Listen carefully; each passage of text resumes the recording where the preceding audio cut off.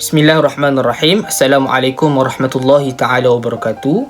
Apa khabar semua anak-anak murid Ustaz yang Ustaz kasihi? InsyaAllah pada kelas ataupun aktiviti kurikulum bagi Persatuan Pendidikan Islam dan Bahasa Arab minggu ni, Ustaz akan berkongsi berkenaan dengan kisah Nabi.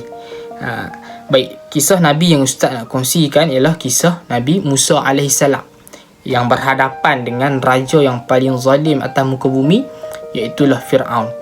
Baik, Nabi Musa AS ini disebut di dalam Al-Quran, namanya disebut dalam Al-Quran sebanyak 136 kali, menunjukkan kisah yang Allah nak ceritakan dalam Al-Quran tentang Nabi Musa ini adalah kisah yang sangat-sangat penting dan banyak pengajaran atau pedoman yang boleh kita ambil sebagai umat manusia. Baik, Nabi Musa digelar sebagai Nabi Ulul Azmi, Nabi yang telah Nabi atau Rasul yang telah dilantik oleh Allah SWT untuk menyampaikan Islam, dan digelar Nabi Ulul Azmi kerana cabaran ataupun ujian yang dihadapi oleh Nabi Musa AS ini sangatlah dahsyat. Dan Nabi Musa ini dikurniakan kepadanya satu kitab yang diberi nama Kitab Taurat.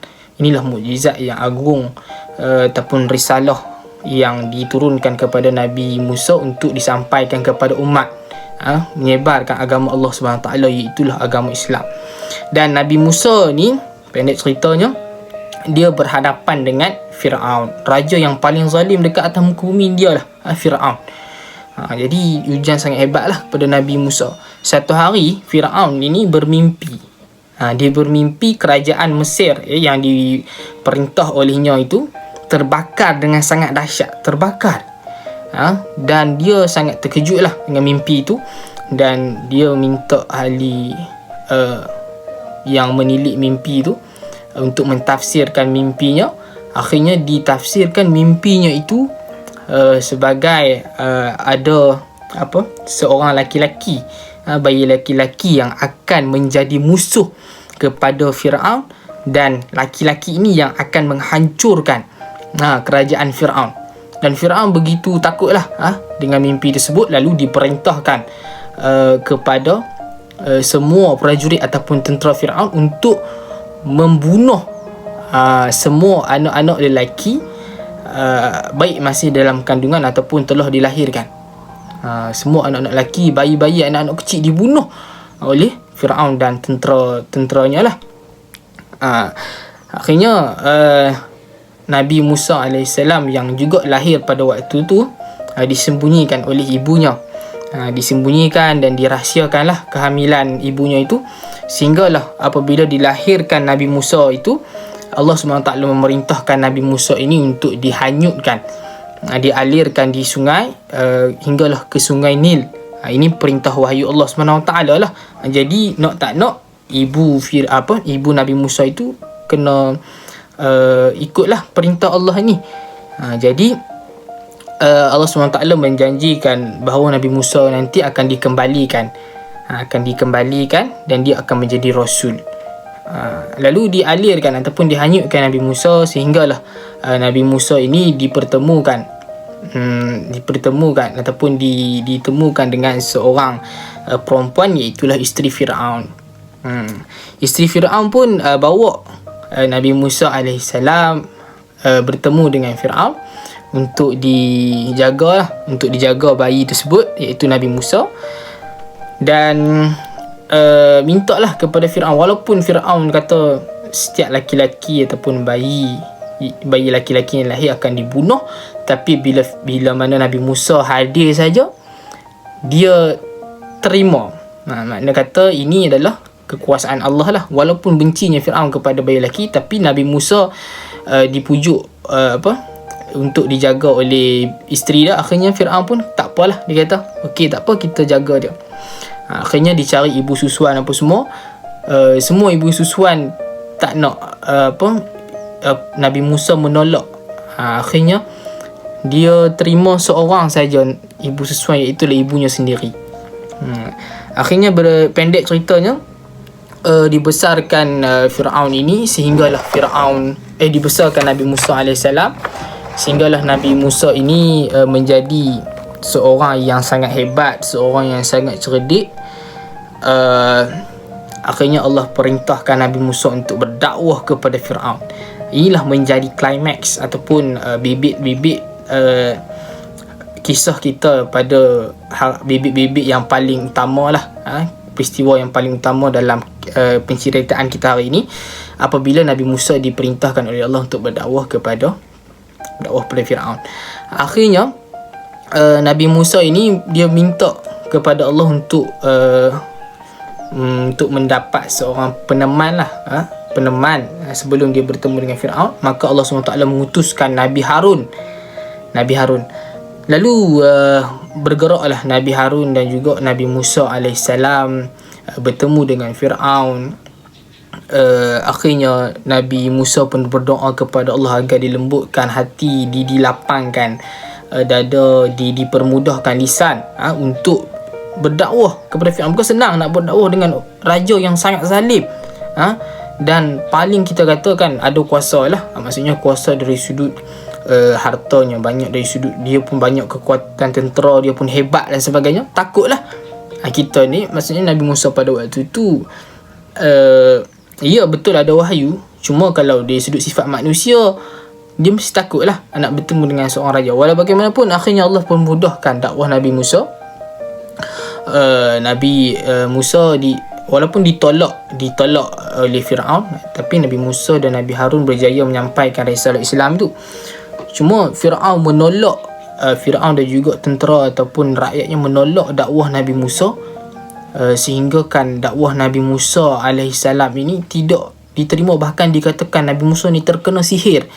Bahkan disebut juga ayat-ayat Nabi Musa adalah ayat-ayat yang putar belik, ayat-ayat yang memang tidak pernah dengar, tidak pernah mereka ni dapat daripada nenek moyang mereka dulu kan. Nenek moyang mereka tak ajar mereka begitu. Tiba-tiba datang Nabi Musa ajar mereka untuk sembah Allah. Gila kan dia kata Nabi Musa ni? Gila ke apa? Umpamanya begitulah dikatakan Nabi Musa ni sihir dan sebagainya. Akhirnya nak dipendekkan cerita kita ni, Nabi Musa AS dan juga Fir'aun dipertemukan dalam satu perjumpaan. Dalam perjumpaan tu Fir'aun mengumpulkan semua ahli sihirnya yang hebat. Kumpulkan semua ahli sihir yang pandai pandai ubah macam-macam lah kan, pandai menyihir ni. Akhirnya diperintahkan oleh Nabi Musa, tunjukkan kekuasaan kamu semua yang kata kamu hebat sangat ni, nak lawan dengan Allah, kuasa Allah, tunjukkan kekuasaan kamu. Lalu ditunjukkan, dipersembahkan kekuasaan ahli-ahli sihir Fir'aun ini, iaitu mereka melakukan mereka melepaskan tongkat mereka, melepaskan tongkat masing-masing. Akhirnya tongkat mereka itu berubah menjadi ular. Tapi ular-ular yang maksudnya yang mereka persembahkan ni adalah ular-ular yang tak berapa besar pun, kecil saja. Kecil je. Tapi setelah mana mereka tunjukkan kekuasaan mereka itu, akhirnya Nabi Musa datang. Nabi Musa juga melepaskan tongkatnya. Akhirnya tongkat Nabi Musa ini berubah menjadi ular yang sangat-sangat besar. Yang mana ular itu akhirnya memakan seekor-seekor ular yang dipersembahkan oleh ahli sihir Fir'aun tadi tu. Ular Nabi Musa makan seekor-seekor tu, terkejut ahli sihir dan juga Fir'aun terkejut. Oish, hebat rupanya Nabi Musa. Sebab sebelum ni mereka tidak beriman kepada Nabi Musa, sebab kan Nabi Musa tak tunjuk apa-apa kuasa.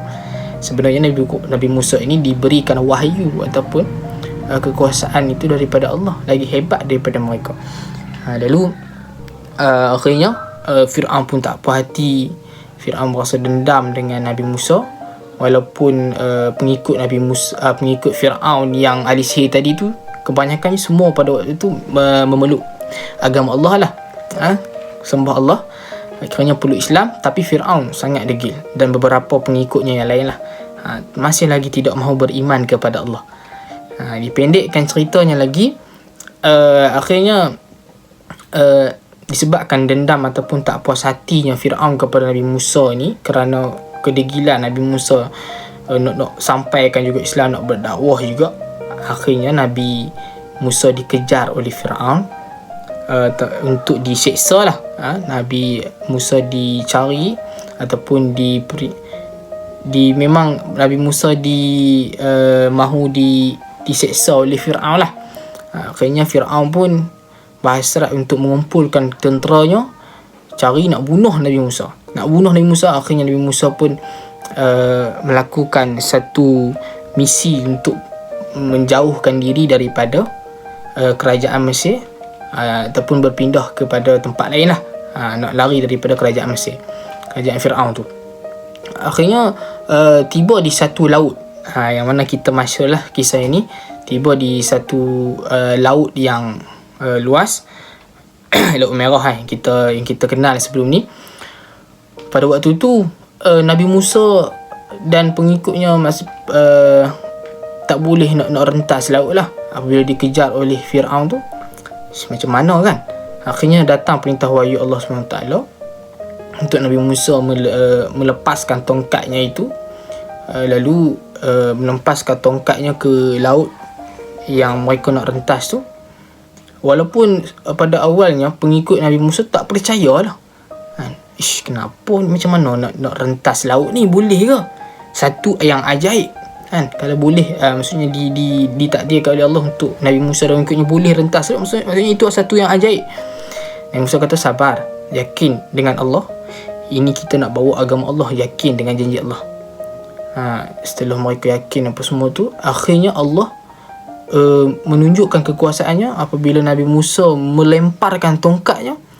Akhirnya terbelah laut itu, dan Nabi Musa dan pengikutnya boleh merentasi laut tersebut.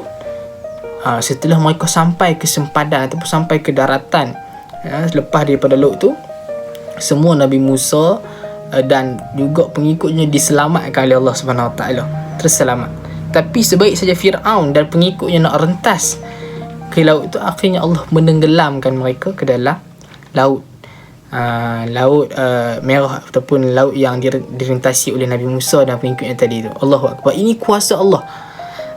Barangkali kita pun tidak terfikir kan, bagaimana boleh jadi begitu. Tapi ini mukjizat Allah SWT kepada Nabi Musa alaihissalam. Maka daripada kisah inilah kita faham beberapa hikmah ataupun pengajaran, tauladan, pedoman semualah yang dapat kita ambil. Yang pertama sekali ialah kita mesti yakin akan pertolongan Allah Subhanahu Wa Taala, dan kita mesti membawa panji kebenaran. Kita mesti memperjuangkan kebenaran Islam, menyebarkan risalah Islam, memperjuangkan agama Allah, wahyu Allah, walau dalam apa jua keadaan. Walaupun Nabi Musa ni perik nak buat dakwah ni, tetapi disebabkan kekuasaan Allah, disebabkan keyakinan Nabi Musa dan pengikutnya iaitu Islam kepada Allah, yakinnya mereka, akhirnya Allah bantu mereka. Begitu. Kita pun kena begitulah. Bila kita bercakap mesti benar. Bila kita bermuamalah ataupun kita bergaul dengan orang, mesti kita bercakap benar. Kita mesti membenarkan janji Allah, dan kita juga memperjuangkan untuk kebenaran janji Allah itu tercapai.